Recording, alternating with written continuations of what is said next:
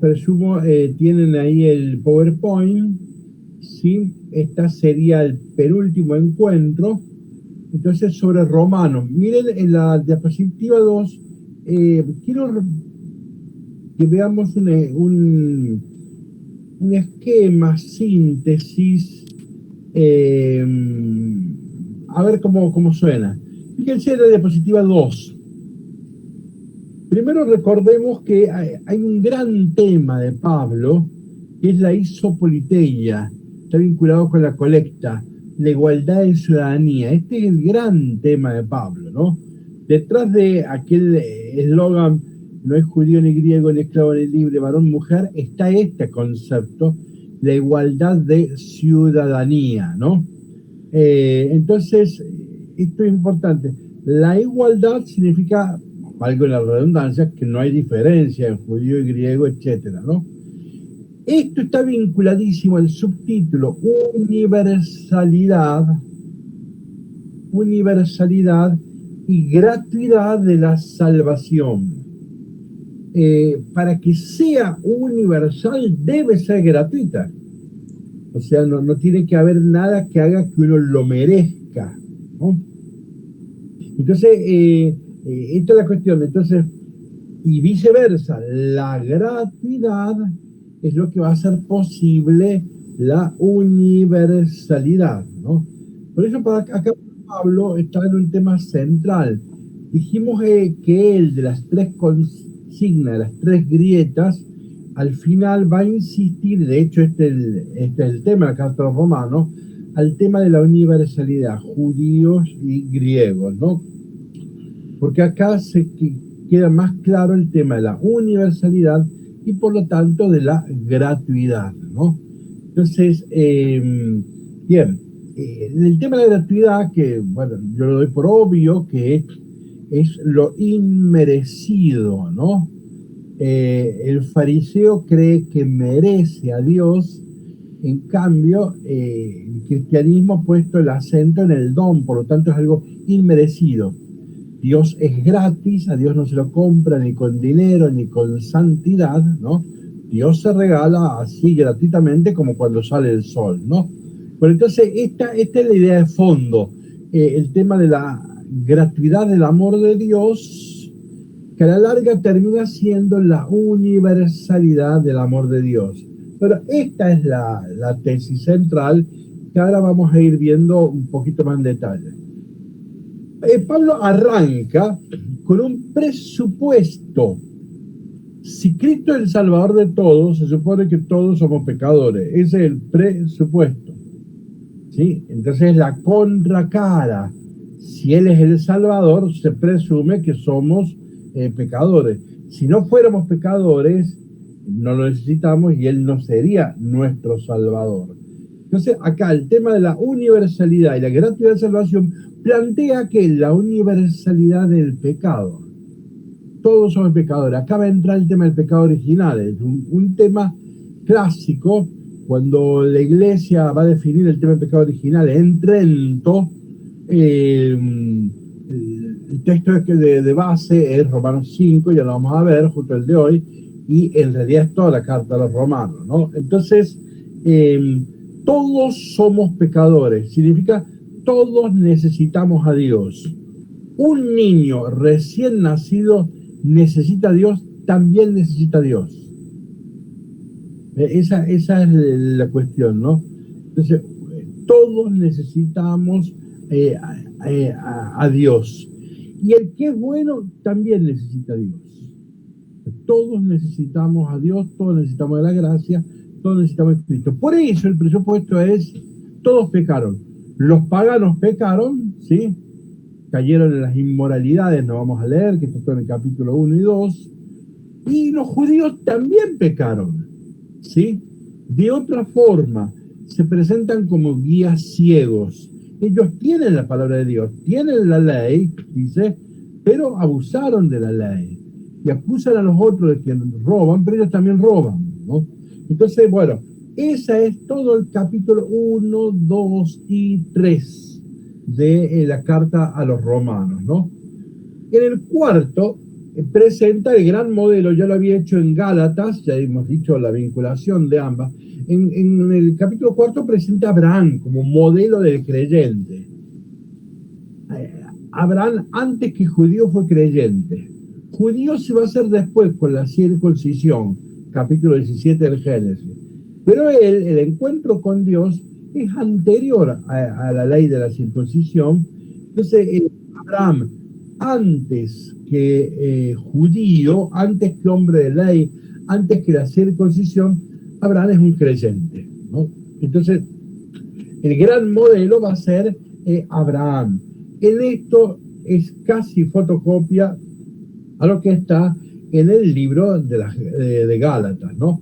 La ley vino 400 años después, por lo tanto lo que salva no es la ley, lo que salva es la fe. Y en esto el ejemplar es Pablo, ¿no? Yo les recuerdo, yo creo que ya lo dije varias veces, pero por las dudas vuelvo a insistir. Nosotros los cristianos no estamos acostumbrados, o sea, estamos mal acostumbrados. Para el judaísmo, en tiempo de Jesús y de Pablo, el patriarca por excelencia es Jacob, porque de ahí vienen las 12 tribus de Israel. Esto de que poner en el centro a Abraham es una cosa cristiana, ¿sí? Poner a un pagano como modelo de fe, esto es un acento cristiano, ¿no? No digo que no estaba sugerido en la Biblia, pero va a ser un acento. Para el cristianismo, el patriarca por excelencia empieza siendo Abraham, ¿no? Jacob lo tenemos muy de segunda y muy de tercera lo tenemos, ¿no? Entonces, ven, fíjense, esto es una interpretación cristiana. No digo que no esté en la Biblia, no es un invento cristiano, pero el acento sí es cristiano, ¿no? Entonces, por eso le dedico el capítulo a Gálatas y acá en Romanos. Entonces, este es el modelo del creyente, aquel que se salva sin cumplir la ley. Bueno, entonces, ahí estamos en el capítulo 4 y entramos a una parte central, evidentemente, de la carta, que es el capítulo 5, donde aparece propiamente lo de la gratuidad, ¿no? Que es Cristo el Salvador, ¿no? Que allí donde abundó el pecado, sobreabundó la gracia, ¿no? No es un equivalente el hombre pecador, el hombre en gracia. No. Hay una asimetría. Allí donde abundó el pecado, Adán, sobreabundó la gracia en Cristo Jesús. Hay un paralelismo, claro que lo hay. El paralelismo es el primero y segundo Adán como para jugar al paralelismo, pero en realidad hay una asimetría, ¿no? Que es incomparable el segundo Adán con el primero, ¿no? Bien, capítulo 6 viene el bautismo, ¿no? ¿Cómo se dio este encuentro con Cristo que cambia la existencia? Espero que esto lo recordemos, el bautismo, ¿no? Esto es muy importante. ¿Cuál es el primer encuentro sacramental con Dios? Es a partir del bautismo, ¿sí? Sin el bautismo, el ser humano está dislocado, y eso es el pecado original. El pecado original no es un acto, es un estado. No es un acto, es una situación. Es la situación de todo hombre que todavía no se encontró con Cristo, por lo tanto, no se encontró con el Padre, por lo tanto, no sabe hablar como hijo. Por lo tanto, no se autocomprende a sí mismo como hijo. Entonces, este es el tema del bautismo, este es el tema del pecado original. Lo vamos a repetir, lo vamos a ver con los textos. Después viene el capítulo 7, que es interesantísimo.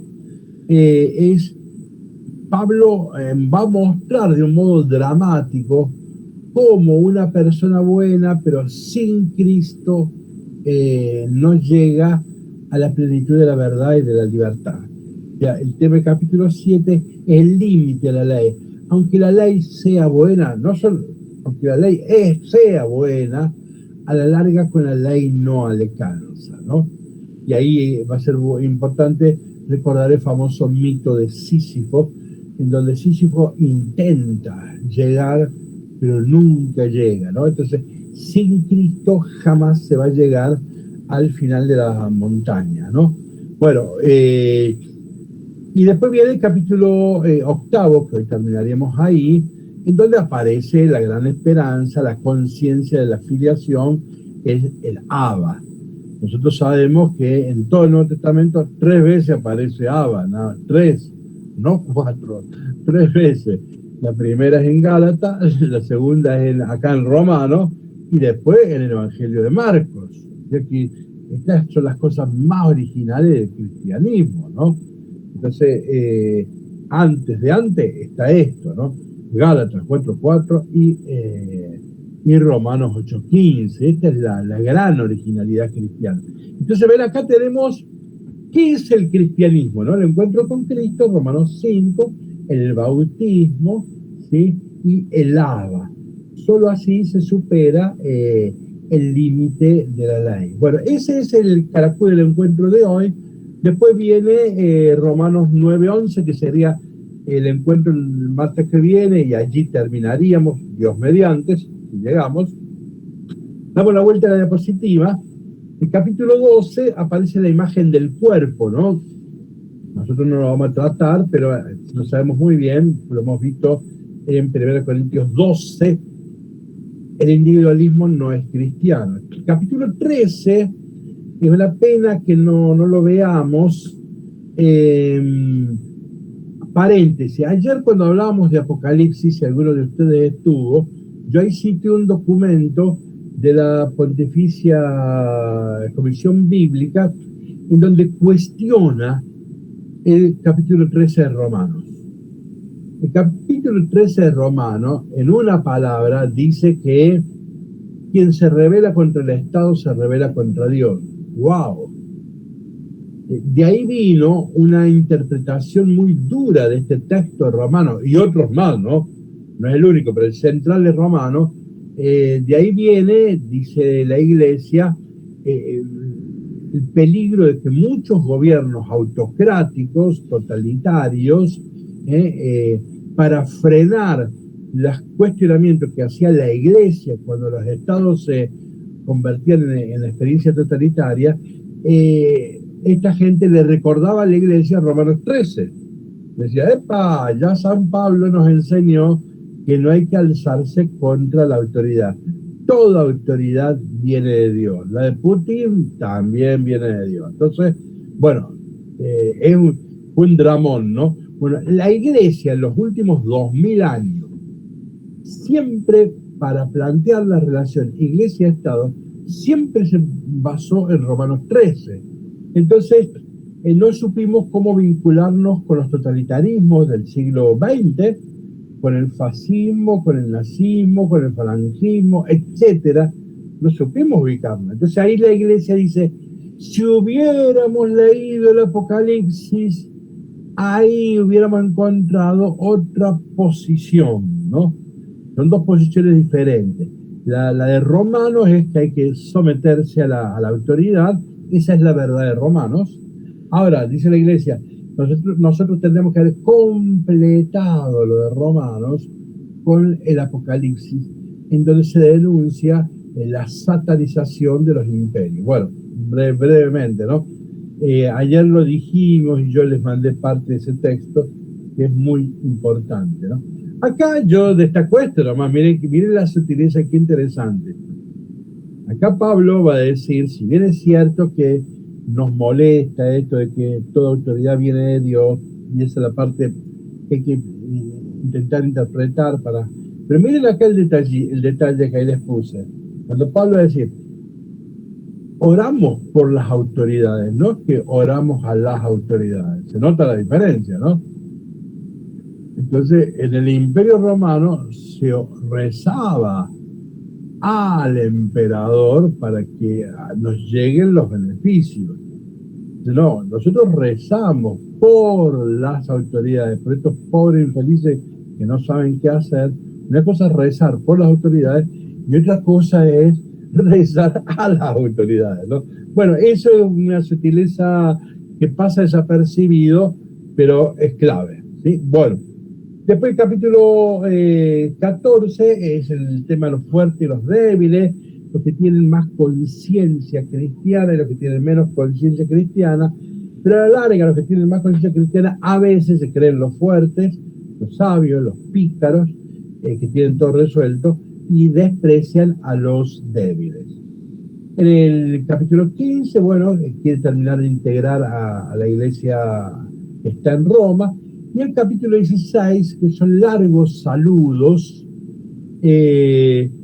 hoy sabemos que es un agregado. Nosotros leímos la semana pasada el final del capítulo 15, termina con la palabra amén, ¿sí? Y sabemos que es un agregado, ¿no? Son saludos probablemente a gente que vivía en Éfeso, ¿no? Entonces se suele decir que es una cartita a los efesios. Es un saludo.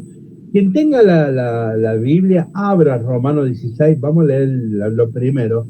Son unas retaílas de saludos, nada más. Saludos a la Juana, saludos a Luis, saludos a Claudio.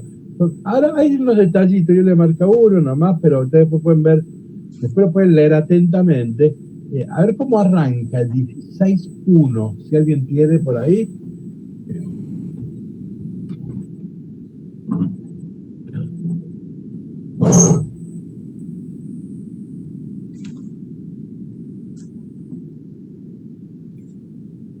Les recomendamos a nuestra hermana Febe, diaconisa de la iglesia de Cencreas, para que la reciban en el Señor como corresponde a los santos, ayudándola en todo lo que necesite de ustedes. Ella ha protegido a nuestros hermanos, a muchos hermanos y también a mí.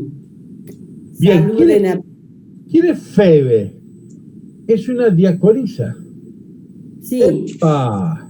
Hoy en la Iglesia Católica se está discutiendo si la mujer puede ser ordenada diácono o no.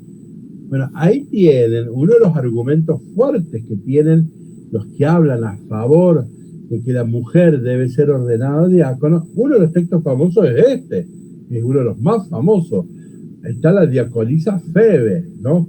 No se menciona varón, parece que es la dirigente de esa iglesia, ¿sí? Y mujer andariega, que anda de un lugar a otro, recíbanla. O sea, mujer de mucha libertad, mujer que ha tenido mucha autonomía, mujer que ha tenido un peso en la iglesia primitiva muy importante, ¿ven? Fíjense, el primer saludo ya es impresionante. Si se meten en los detalles de los otros saludos, van a ver, ahí aparece, creo que en el versículo 8, estoy hablando de memoria, a ver cómo dice el versículo 8, si no me equivoco, a ver. Acá. Saluden a Ampliato, mi amigo querido en el Señor, a Urbano, nuestro colaborador en Cristo, y también a Estaquis, mi querido amigo. A ver, el 6, por favor. El 6. El 7, a ver. Muy bien. Disculpe, 7. A Andrónico. Ahí está. Saluden a Andrónico y a Junia. Siga, Junia. Mis parientes y compañeros de cárcel, que son apóstoles insignes y creyentes. ¿Ven? Ahí aparece Junia, una mujer, con el marido, y dice, y son de los primeros apóstoles. Sí, y compañeros de cárcel. Apóstoles. Fíjense, entonces ahí tienen a Febe como diácono, tienen a Junia como un insigne, dice, antes que yo. Pablo se incorpora al cristianismo a los 3 años de la Pascua. Dice Junia antes que yo. Eran paisanos míos, cuando dice pariente no está diciendo que eran primos, sino que son paisanos, eran judíos, ¿no? Paisanos. Entonces, sí. Fíjense, ¿ven los personajes que aparecen ahí? Después van a encontrar otras mujeres de las cuales usa la expresión, depende de las traducciones, que se han afanado, no que robaron nada, sino vieron cuando alguien encara una tarea con entusiasmo, con vehemencia, ¿no?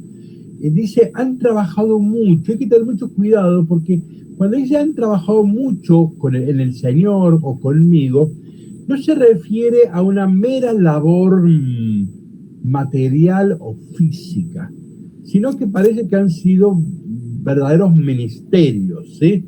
Entonces, bueno, y eso está aplicado a las mujeres, a varias mujeres.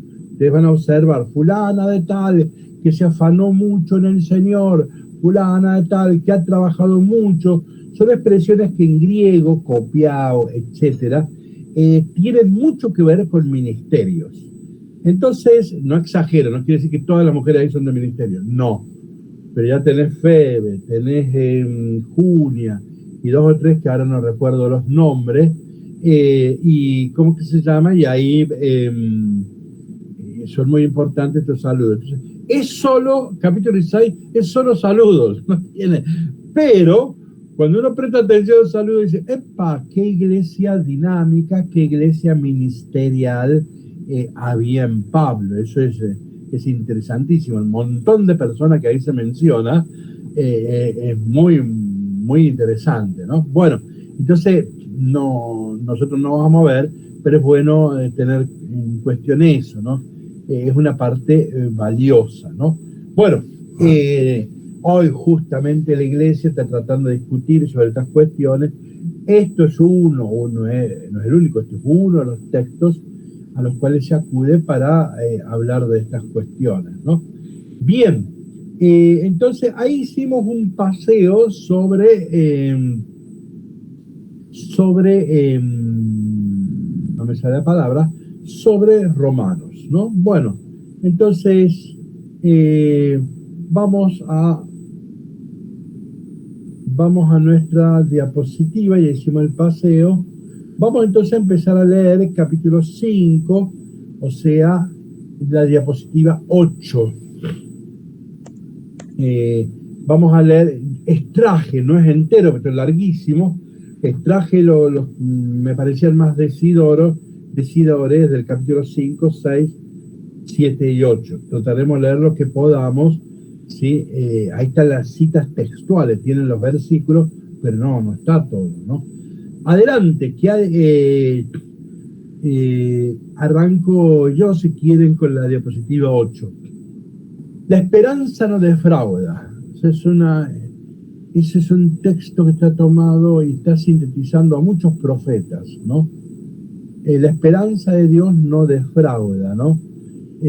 Ahora he visto que puse otra traducción, no falla, pero es más sugestiva, la esperanza no defrauda. Porque el amor de Dios, cuidado que este es el amor de Dios, ¿no? No es el amor humano, ¿no? No es la filantropía, esto es ágape, ¿no? Porque el amor de Dios ha sido derramado en nuestros corazones, ¿no? Acá se usa la palabra derramar para comunicar que son dones, pero que no se entregan mecánicamente, ¿no? Entonces se ha buscado esto de la fluidez, ¿sí? Que significa el derramar agua o algo, aceite, sobre otra persona, ¿no? Entonces la esperanza no falla. ¿Por qué? Porque se basa en el ágape, en el amor de Dios, que a nosotros nos ha llegado por el Espíritu Santo, ¿sí? Y se nos ha dado por el Espíritu Santo. Ven que la fórmula es altamente teológica, que hay que valorarla y apreciarla, ¿no? Diapositiva 9. En efecto, cuando todavía estábamos sin fuerzas, en el tiempo señalado, Kairos, que evoca a Gálatas 4:4, en la plenitud de los tiempos, Dios envió a su Hijo, nacido de mujer, nacido bajo la ley, para hacerlos hijos adoptivos, no esclavos. Ese es el texto que está a la base. Entonces dice, en efecto, cuando todavía estábamos sin fuerzas, en el tiempo señalado, Cristo murió por los impíos. Esta es una afirmación muy, muy importante. En verdad, apenas habrá quien muera por un justo. Cualquiera de nosotros está dispuesto a morir por alguien valioso. Es así, bueno, sí, voy a morir por esta persona, ¿no? En verdad, apenas habrá quien muera por un justo, por un hombre de bien, tal vez se atrevería uno a morir. Mas la prueba de que Dios nos ama es que Cristo, siendo todavía pecadores, murió por nosotros. Esto es importantísimo. Cristo muere por los pecadores. A veces nosotros nos quedamos, Cristo muere por los buenos. Muere por aquella viejita, ¿sí? Que no le alcanza a fin de mes el dinero, que muere por aquella parejita que quedó sin trabajo, sin tierra. A veces nosotros hemos puesto el acento en el amor de Dios en estas situaciones tiernas, profundas, pero que a la larga nos dan empatía, ¿no? Por solidaridad, por misericordia. No, acá dice, murió por los pecadores. Bueno, diría, bueno, murió por los mártires. Tiene una lógica, ¿no? Murió por los mártires, hay una lógica. Ahora, que murió por los que mataron a los mártires, ahí tenemos un problema. Se escapa esto. Esto hay que tenerlo muy cuidado. Es lindo decir que murió por los mártires. Ahora, decir que murió por el que mató a los mártires, hermanito, ahí cambia, pero entonces hay que tener en cuenta el sentido de la cruz. Él vino para morir por los pecadores, ¿no? Digo porque se nos super escapa esto a nosotros, ¿no? Bien, seguimos. Ahora, si él muere por los pecadores, dice, ¿cuánta más razón? Ve el argumento, perdón, vuelvan a la otra diapositiva. Ven que abajo está el criterio rabínico, no lo voy a leer, pero que en latín es de lo menor a lo mayor. Si tengo razón en lo mínimo, ¿cuánto más? ¿Sí? En lo mayor. Entonces, vamos, ahora seguimos la diapositiva 10. Entonces, ¿con cuánta más razón, si murió por los pecadores, con cuánta más razón, pues justificados ahora por su sangre, seremos por él salvados de la cólera? Si cuando éramos enemigos fuimos reconciliados con Dios por la muerte de su Hijo, con cuánta más razón, estando ya reconciliados, seremos salvados por su vida. Miren la otra diapositiva, la etimología de la palabra reconciliar, que es griega, ¿no? Miren lo que dice en el centro, dice: los esclavos y los libertos, después del decreto de reconciliación emitido por Julio César, cuando la reconstrucción completa de Corinto, empieza una vida nueva. Entonces, ¿qué es reconciliar? Miren, re es sacar, apartar, es desalienar. ¿Qué era un esclavo? Un alienado. Me expreso cuando uso la palabra alienado. Alienado viene de alius, del latín, alguien que no tiene autonomía, no tiene un yo, sino que pertenece a otro yo, que es un alienado, es un esclavo. Eso es un esclavo, un alienado, ¿no? Alguien que no tiene autonomía. ¿Qué era reconciliar? Desalinear, liberar. Miren que es interesante la etimología, ¿no? Es desalienar, es liberar, ¿no? Entonces, el misterio de la reconciliación, para nosotros reconciliación está sobre todo el acento en el encuentro. Ahora, etimológicamente, en griego, el acento está en desalienar, ¿no? En liberar. Aunque está bien el complemento cristiano de que evidentemente que la reconciliación apunta al encuentro, es muy rico humanamente hablando. Pero en la etimología, la reconciliación está en la línea de liberarnos del pecado, desalienar, ¿no? Bien, sigo en la diapositiva 12. Acá están trabajando en el techo al lado de mi habitación, así que si escuchan ruido, paciencia. Entonces vamos a la diapositiva 12. Por tanto, como por un solo hombre entró el pecado en el mundo, fíjense que acá Pablo está revisando, corrigiendo o mejorando o enriqueciendo el texto de sabiduría. Sabiduría decía ahí, por el diablo entró la muerte en el mundo. ¿Sí? Entonces, ¿es por el diablo? Y acá Pablo cambia el texto de una forma increíble, ¿no? No dice que sea por el diablo, sino por un hombre, ¿no? Por el hombre entró el pecado en el mundo. Nosotros cristianos hoy estamos más de acuerdo con Pablo, ¿no?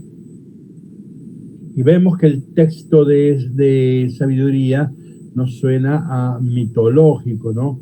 Hay una fuerza extraña al ser humano que causó los males en la historia. Bueno, es una mirada muy mítica, ¿sí? Aunque algunas verdades dice esa frase, ¿no? Que el mal no se explica solo desde el seno de la libertad humana, tiene que haber otros componentes. Pero bueno, pero acá Pablo produjo un pequeño giro, ¿no? Por un solo hombre entró el pecado en el mundo y sigue. Y por el pecado la muerte, a la fresca. O sea que nosotros nos morimos por un pecado, ¿se entiende? Si no hubiéramos pecado, seríamos inmortales. ¿Me van siguiendo ahí? Entonces, bueno, sigo leyendo o leo de nuevo para... Por tanto, como por un solo hombre entró el pecado en el mundo y por el pecado la muerte, y así la muerte alcanzó a todos los hombres por cuanto todos pecaron, ¿no? Acá lo primero que hay que decir, yo puse unas notas abajo en rojo. Acá Pablo no está haciendo como el Génesis. En el Génesis hay una narración. Adán y Eva comieron del fruto perdidos, ¿sí? La tentación. Es un texto narrativo, si ustedes quieren, descriptivo. Acá Pablo no está narrando nada, no está describiendo. Presupone este texto, evidentemente, que cuando Pablo escribe esto, supone que nosotros conocemos Génesis 2:3, ¿sí? Y que rápido vamos a evocar. Pero hay una gran diferencia. En Génesis 2:3 el texto es narrativo, es descriptivo. En cambio, acá no, se enuncia un principio antropológico, ¿no? Sobre cómo, de dónde viene, cómo viene el problema del pecado y de la muerte, ¿no? Entonces, yo voy a hacer una ligera, una cosa muy breve. Los seres humanos morimos porque pecamos, ¿sí? Si no hubiéramos pecado, ¿seríamos dioses? Ya nos damos cuenta que no, que hay una contradicción. Entonces, ¿en qué sentido decimos que por el pecado entró la muerte? Por el pecado no es que entra la muerte. Nosotros ya éramos seres mortales, Dios nos creó seres mortales. O sea, hubiera pecado, no hubiéramos pecado, hubiéramos muerto, ¿sí? Ustedes, a ver, alguno es de mi edad, si yo hablo de los dones preternaturales, ¿les suena o no? Dones preternaturales. ¿En el catecismo nunca les enseñaron los dones preternaturales? Preter es antes del pecado, o sea, el paraíso. ¿Qué nos enseña? Si ustedes leen Trento, o sea, Trento estas cosas las enseñábamos, ¿sí? Entonces, fíjense, ¿qué creíamos nosotros? Que antes del pecado, Adán y Eva eran bellos, eran inmortales, eran santos, y etcétera, ya, sabios. Después nos decía, ¿cómo si eran tan sabios? ¿Cómo los enganchó la serpiente con el tema de...? Bueno, pero esto se enseñaba esto, los grandes catecismos, hasta Trento ya corrigió un poquito. Trento ya no habló de la sabiduría, de la belleza, solamente se quedó con el tema de la amistad con Dios y alguna otra cosita que ahora no me estoy acordando, ¿no? Pero bueno, eso se llamaban los dones preternaturales, había que saberlos a eso. Por lo menos hasta mi época esas cosas las aprendíamos cuando éramos niños. Entonces, ahora, o sea, ¿qué querían decir? Antes del pecado nos moríamos, éramos inmortales, éramos bellos, sabios, ¿está claro? Bueno, ahora nosotros ahora no hacemos más esa lectura, Ahora, ¿qué incorpora entonces el pecado? No incorpora propiamente la muerte, pero sí el sinsentido de la muerte, el horror a la muerte. Antes probablemente la muerte fue como San Francisco de Asís, la hermana muerte, ¿ves? San Francisco de Asís no vive la muerte. ¿Hoy es día de San Francisco de Asís? Bueno, mira vos, que feliz coincidencia. Entonces, San Francisco de Asís tiene otra experiencia de Dios que puede reconciliarse con la muerte. No la ve a la muerte como enemiga. Pablo va a decir, es nuestro último enemigo. Entonces, por eso va a decir la hermana muerte. Francisco de Asís ha podido reconciliarse con aquello que los seres humanos no podemos reconciliar.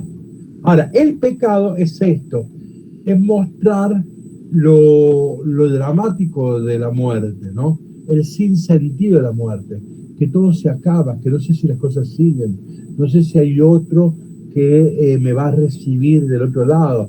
Este salto mortal de la inteligencia, que de repente me muero y yo no sé qué va a pasar después, realmente no lo sé. Bueno, entonces, este sinsentido de la muerte es lo que incorpora el pecado. Por el pecado se me nubla la existencia de Dios como Padre que me va a recibir, y entonces aparece la muerte, este paso al Padre aparece como un horror, ¿no? Como lo antihumano, ¿no?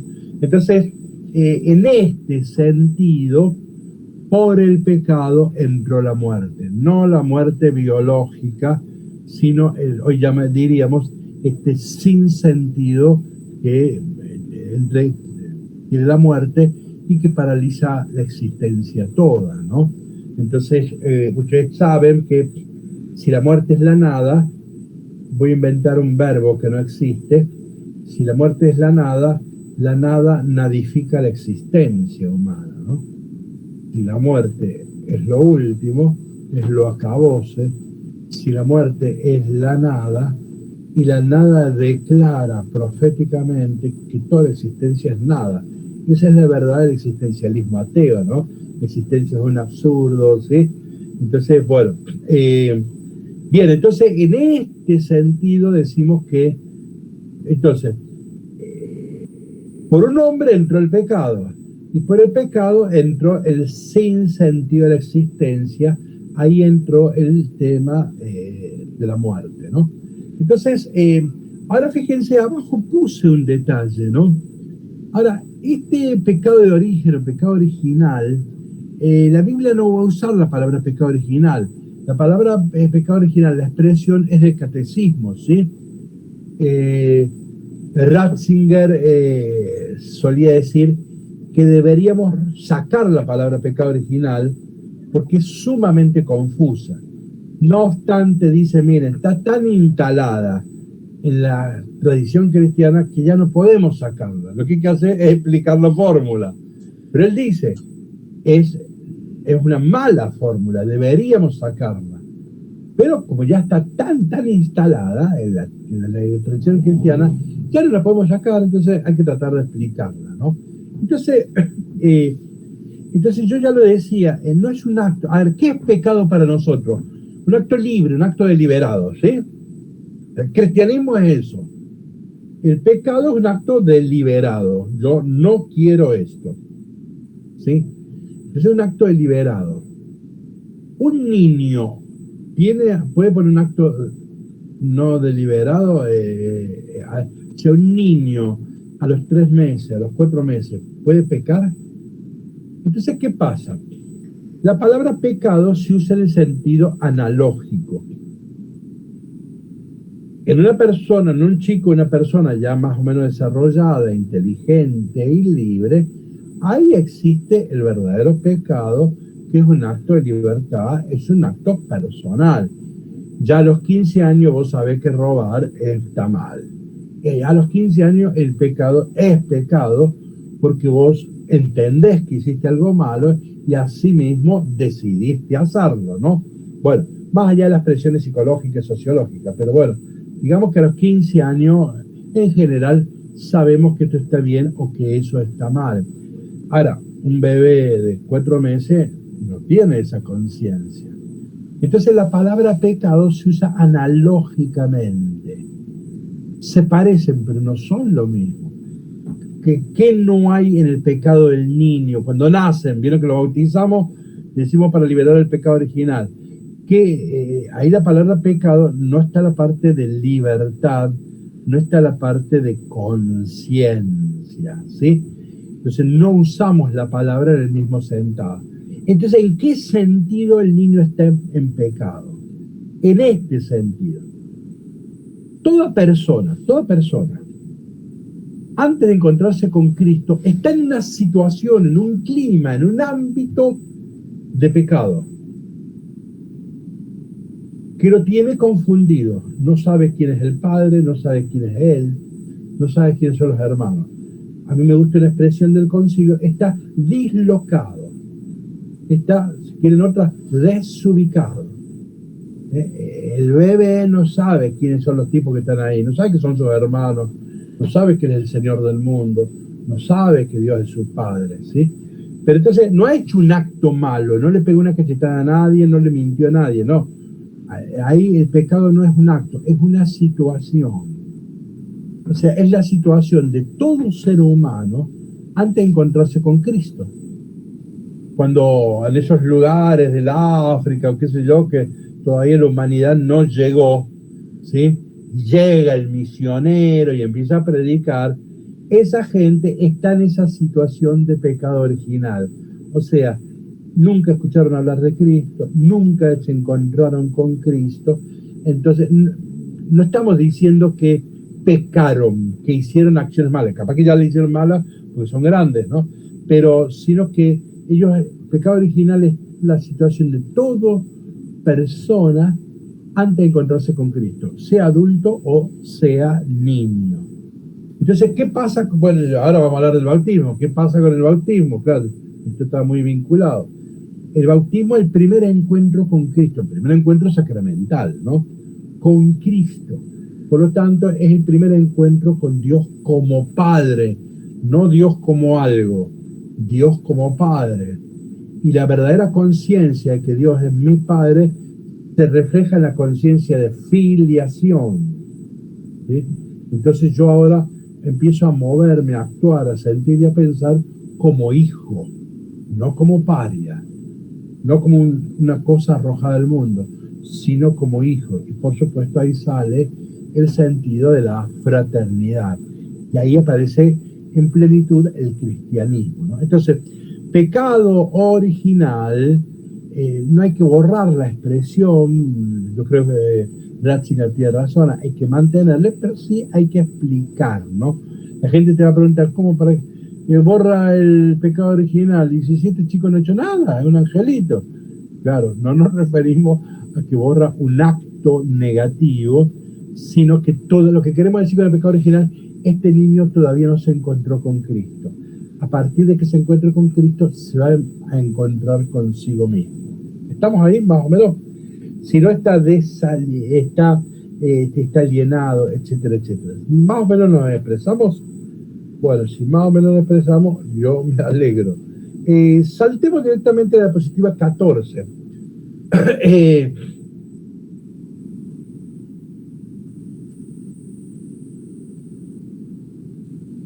Pero con el don no sucede como con el delito. Acá hay un paralelismo, pero ahora se está marcando la asimetría. Si por el delito de uno solo murieron todos, ¿cuánto más? Esto de lo menor a lo mayor, ¿no? ¿Cuánto más la gracia de Dios y el don otorgado por la gracia de un solo hombre, Jesucristo, se han desbordado sobre todo? ¿Ven? Ahí está la asimetría bien señalada. Y no sucede con el don como con las consecuencias del pecado de uno solo, porque la sentencia, partiendo de uno solo, lleva a la condenación, mas la obra de la gracia, partiendo de muchos delitos, se resuelve en justificación. En efecto, si por el delito de uno solo reinó la muerte por un solo hombre, con cuánta más razón los que reciben en abundancia la gracia y el don de la justicia reinarán en la vida por uno solo, Jesucristo, ¿no? Entonces el paralelismo, pero a la vez la asimetría, y acá el texto conclusivo, este es el que cita diapositiva 15, este es el texto base que usa el Concilio de Trento. El Concilio de Trento le dedica un documento al pecado original, ¿sí? Tiene todo un documento sobre el pecado original. Es un documento muy logrado. Y el texto exegético se basa en este texto, ¿no? Así pues, como el delito de uno solo atrajo sobre todos los hombres la condenación, así también la obra de justicia de uno solo procura toda la justificación que da la vida. En efecto, así como por la desobediencia de un solo hombre todos fueron constituidos pecadores, así también por la obediencia de un solo todos serán constituidos justos. Y este es exactamente 2021, el texto exacto de Trento. La ley intervino para que abundara el delito, pero donde abundó el pecado, sobreabundó la gracia, ¿sí? En la asimetría. Asimismo, lo mismo que el pecado reinó en la muerte, así también reinará la gracia en virtud de la justicia para la vida eterna por Jesucristo nuestro Señor, ¿no? Entonces, el primado de la gracia, ¿sí? La universalidad de la gracia, la gratuidad de la gracia, tenía como trasfondo el tema del pecado, y por eso aparece como trasfondo el pecado original, aunque la Biblia no usa esa fórmula, ¿no? Bien. Miren diapositiva 17, algo que es una morada triste. No, ¿cómo se fue el tiempo? A ver, no, dejamos. Vamos al capítulo, vamos a la diapositiva 19, vamos al bautismo, ¿no? Miren la diapositiva 19. Acá se va a abandonar ahora, por un poco en este capítulo, el lenguaje jurídico, la justificación, por el lenguaje místico.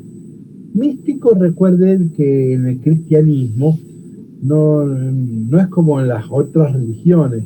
Las otras religiones místicas, una experiencia mística, una experiencia extraordinaria en donde uno sale de sí y es como absorbido por otro. Eso es más o menos la palabra mística. No, en el cristianismo la mística es el encuentro de dos personas, ¿no? Entonces acá abandonamos un lenguaje jurídico por un lenguaje, si ustedes quieren, personalista. Y la clave está fijarse en griego en las preposiciones. Yo algunas las señalé con rojo. Y esto es una originalidad de Pablo, y cuando se escribe en griego esta parte, los que estudian griego dicen, esto es bien original de Pablo. Es casi como un invento de Pablo, ¿no? Entonces, dice así, estamos hablando ya del bautismo. Es que ignoran que cuando fuimos bautizados, recuerden, el bautismo es sumergirse, no que me echan un poquito el agua, sumergirse, que era un símbolo de muerte, ¿ven? Es muerte al pecado. Ignoran que cuando fuimos bautizados en Cristo Jesús, hemos muerto. Acá está el en, esa es la preposición, ¿sí? Que significa estar junto, no más que junto, estar como adentro, como ser unos. Ignoran que cuando fuimos bautizados en Cristo Jesús, fuimos bautizados en su muerte. ¿Ven? Se los voy poniendo, que son las preposiciones. Quiere decir adentro. No que van dos tipos tomándolos de la mano, no. Uno está adentro del otro. En Cristo Jesús fuimos bautizados en su muerte. Fuimos por él sepultados por el bautismo en la muerte, a fin de que, al igual que Cristo fue resucitado de entre los muertos, por medio de la gloria del Padre, así también nosotros vivamos una vida nueva. Porque si hemos hecho, miren, es acá sería, porque si nos hemos hecho una misma cosa con Él, vieron como los esposos, los dos eran una sola carne, ¿no? Si nos hemos hecho una sola cosa con Él por una muerte semejante a la suya, también lo seremos por una muerte semejante, resurrección semejante. sabiendo que nuestro hombre viejo fue crucificado con él, otra preposición, ¿no? A fin de estar con él.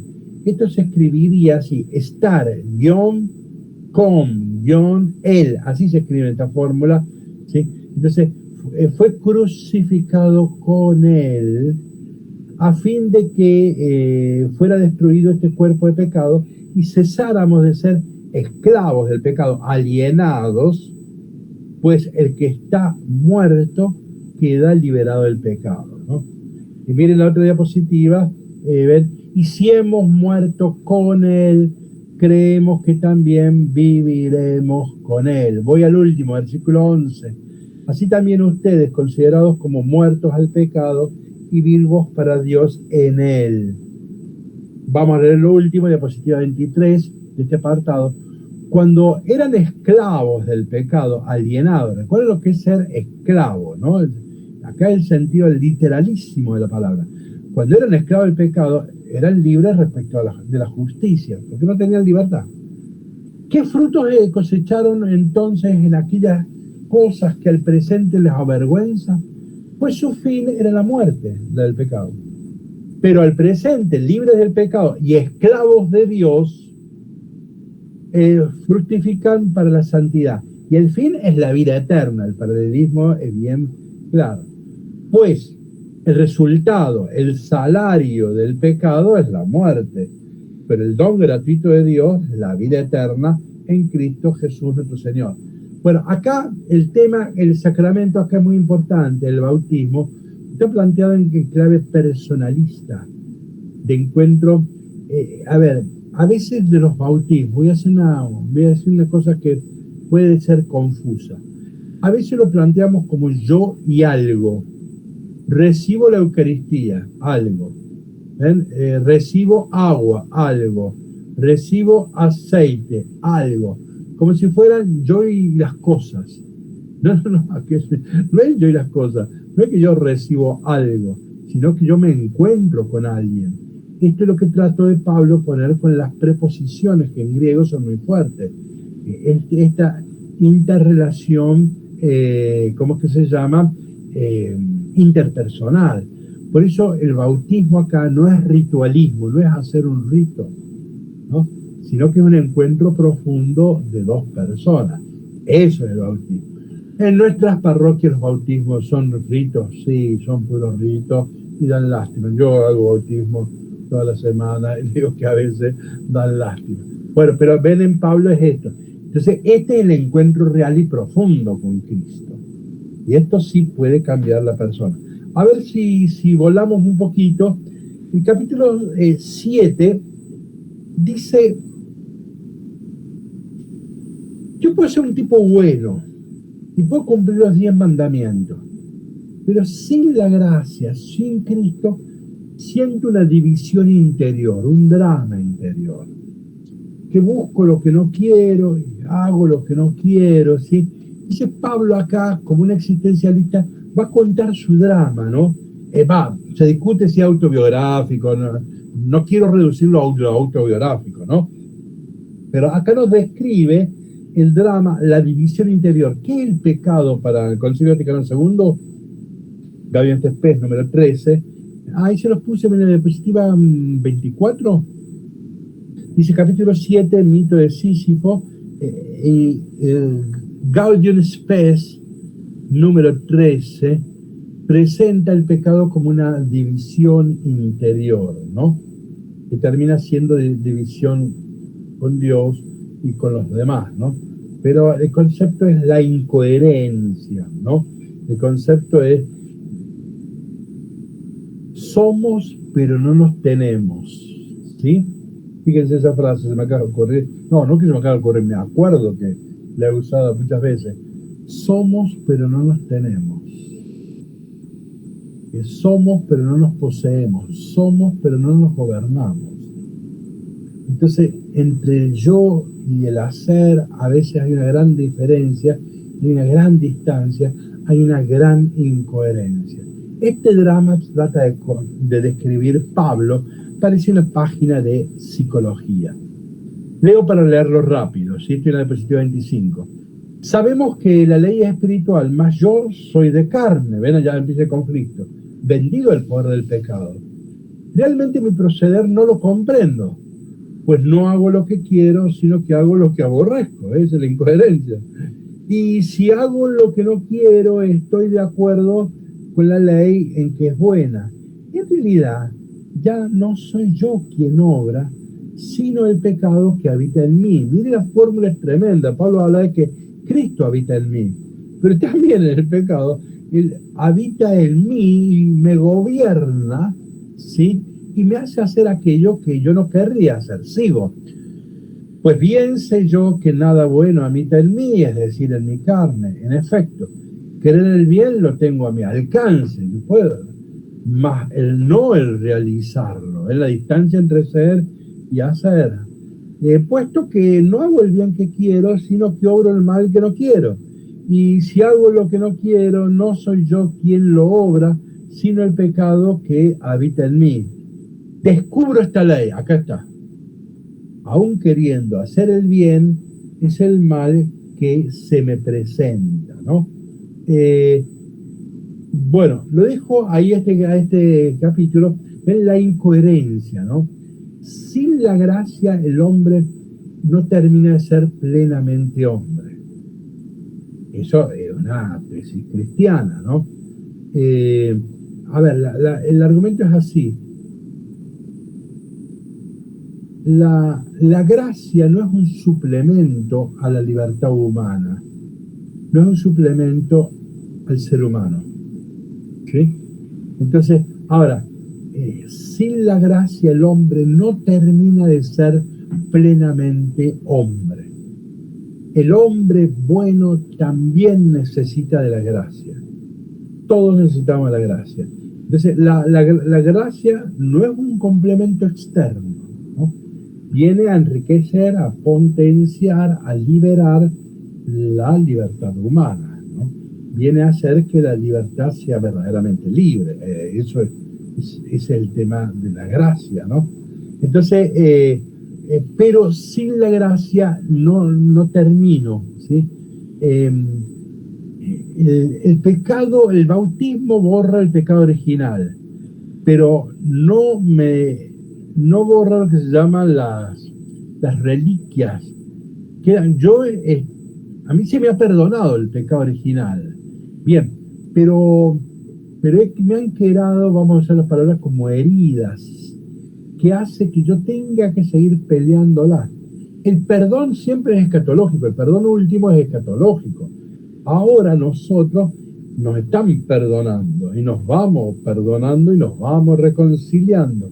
Han quedado incoherencias muy graves, heridas muy graves, que hace que todavía seamos incoherentes. Bueno, este drama de que hago lo que no quiero, ¿sí?, que nos pasa siempre, esto es lo que se ha querido contar el capítulo 7. Y entonces la respuesta del capítulo 7 es el 8, que lo miramos nomás, pero para decir que lo leímos me queda un minuto. Entonces vamos directamente al texto que nos interesa, diapositiva 33. Ya todo el capítulo 8 es la gracia, el Espíritu Santo, ¿no? Entonces, Juan Manuel, una pregunta, Juan Manuel, sí, puede ser. dale. ¿Se sabe a qué se refería Pablo cuando dice tengo un aguijón en mi carne? Sí, es otra cuestión, eso está en Gálatas, ¿no? En Gálatas se explica, mira, se dice, tengo un aguijón en la carne, no de la carne. El problema es que la tradición eclesiástica entendió, tengo un aguijón de la carne.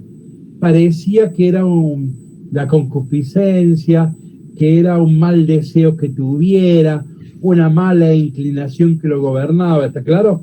Se hizo una lectura moral. ¿Por qué? Se leyó así.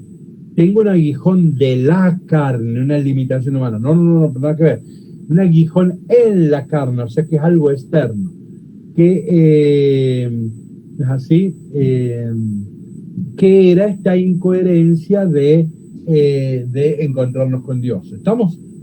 Pero no sería, en el mundo griego, todos los deseos humanos son deseos pecaminosos, no es en esa línea, ¿no? Pero una lástima que se entendió así. Veo que te has recordado muy bien de ese texto. Bueno, entonces, pero no iba en esa línea acá. Ahora el capítulo 8 tiene respuesta al capítulo 7. El varón perfecto, digo varón, porque yo soy varón, el ser humano perfecto es con el espíritu. Entonces dice así, diapositiva 33, con eso terminamos por hoy. Así que, hermanos míos, no somos deudores de la carne para vivir según la carne. Acá carne en Pablo no se refiere a instintos humanos, ¿no? Malos, ¿no? En Pablo, tanto en Gálatas como en Romano, espíritu es apertura a Dios y al otro, y carne es cerrazón a Dios y al otro, ¿no? Así que, hermanos míos, no somos deudores de la carne para vivir según la carne, pues si vivís según la carne, moriréis. Pero si con el espíritu hacéis morir las obras del cuerpo, viviréis. En efecto, todos los que son guiados por el Espíritu de Dios son hijos de Dios, pues no recibisteis el espíritu de esclavo para recaer en el temor, antes bien recibisteis un espíritu de hijo adoptivo que nos hace clamar Abba, Padre. Acá está toda la cuestión. El mismo espíritu que se une a nuestro espíritu para dar testimonio de que somos hijos de Dios. El mismo espíritu se une a nuestro espíritu para dar testimonio que somos hijos de Dios. Y si hijos, también herederos. Herederos de Dios y coherederos de Cristo, ya que sufrimos con Él para ser también con Él glorificados, ¿no? Entonces acá llega el culmen, ¿no? Que bueno, porque descubrí que Dios es Padre en el Espíritu y por eso soy verdaderamente hijo, ya no soy esclavo. Bueno, más o menos hemos leído las partes centrales de los capítulos. Podemos tomarnos un minuto si alguien quiere hacer una pregunta, una observación. Yo un segundito, padre. En primer lugar, hoy no me llegó el apunte, a la chica no le llegó. Pero yo digo preguntas sobre esto, sobre me lo manda. No, por el momento no, yo no. ¿Hay alguna pregunta, una observación? Yo quería decir algo que a lo mejor ayuda a entender un poquito mejor lo del pecado, que es algo que lo aprendí acá cuando hice un curso, entre todos los que estoy haciendo, y nos habían explicado que el origen de la palabra pecado es cuando uno no le acierta al objetivo, que viene de ahí etimológicamente, es como equivocarse de objetivo. Esos con los que tiraban el arco con la flecha, que en vez de ir al centro, iba para un lado y para el otro. Entonces se decía peccato, porque no le había dado en el centro, era equivocarse. En italiano se dice sbagliare o mancare l'obiettivo. Y otra cosa que vi acá cuando apenas llegué a Italia, que por ejemplo vos le decías a alguien, mirá, hoy no puedo ir a la reunión, y enseguida te dicen, no, qué pecado. Y yo al principio decía, pero qué pecado, yo no estoy pecando, no puedo ir porque no puedo ir, tengo fiebre. Pero después, aprendiendo este significado, evidentemente es una cosa que ha quedado en el lenguaje, en la transmisión oral, o te dicen, qué pecado che non sei venuta, te hai perso la funzione, qué lástima que no viniste. O sea, en ese sentido, no es que lo hacemos a propósito, sino que es como que nos equivocamos, que se nos cruzó algo, porque también significa tropezar. Entonces, si se me cruzó algo, no logré el objetivo de ir a la cena, o a la reunión, o a misa. Me parecía que eso podía colaborar. Y después me acordaba de una definición de Menapace, que él decía que el pecado original es como si compramos un auto que está todo lindo, pero que tiene una pequeña abolladura, que bueno, la va a seguir teniendo, pero el auto lo vamos a seguir usando. Nada más que eso. Menapace solía decir que Ni en el pecado éramos originales, somos fotocopias por lo de Adán, ¿no? Bueno, alguien que quiera sumar otra idea, es así como vos dices, la etimología pecado en hebreo es eso, es errarle al blanco. Básicamente es eso, exactamente. Alguien que quiera aportar otra cosa. Adelante, Ignacio. Sí, no, que Gloria, lo que decía Gloria me hizo acordar mucho lo que dice nuestra doña Jovita de acá, de la Sierra, que dice que el pecado es errar el flechazo y agrega a la larga un gran mocazo. No te escuché. Pecado, repetime, no te escuché bien. Que doña Jovita dice, el pecado es errar el flechazo, a la larga un gran mocazo. Bueno, está bien. Bueno, entonces... Es que doña Jovita fue al seminario acá, no doña Jovita. Ahora, a ver, cierro con una idea. La insistencia de Pablo en el pecado está subordinado para que brille la gratuidad y la universalidad de la salvación. No es que Pablo quiere que nosotros nos terminemos obsesionados por el pecado. No. Está en la primera parte como un presupuesto necesario, pero para anunciar la gratuidad de la salvación, ¿no? La gratuidad de la salvación y la universalidad de la salvación, ¿no? Entonces, pero a veces, ¿qué pasa?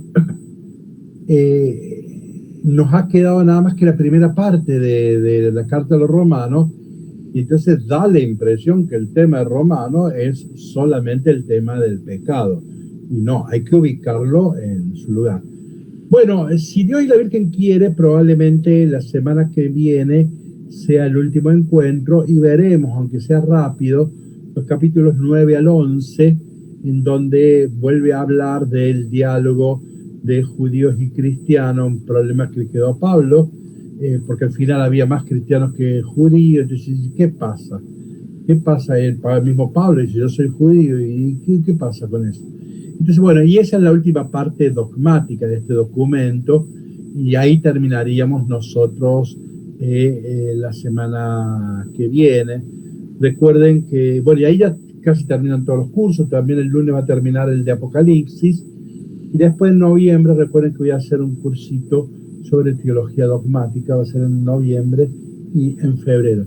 Quienes quieran participar, les pido que se anoten antes o hasta el 18 de octubre.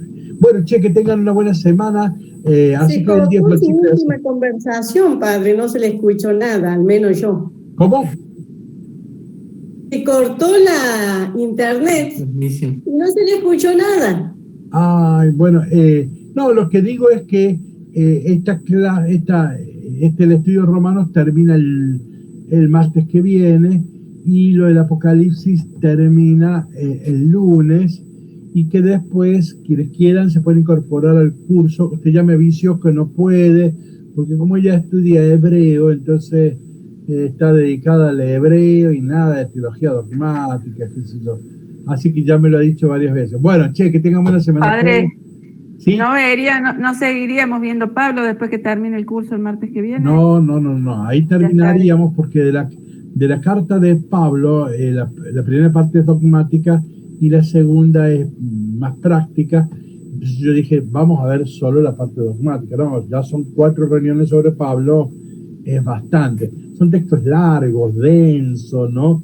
Entonces que es un abuso pretender ver todo. Terminamos con Romanos, que es la última carta de Pablo.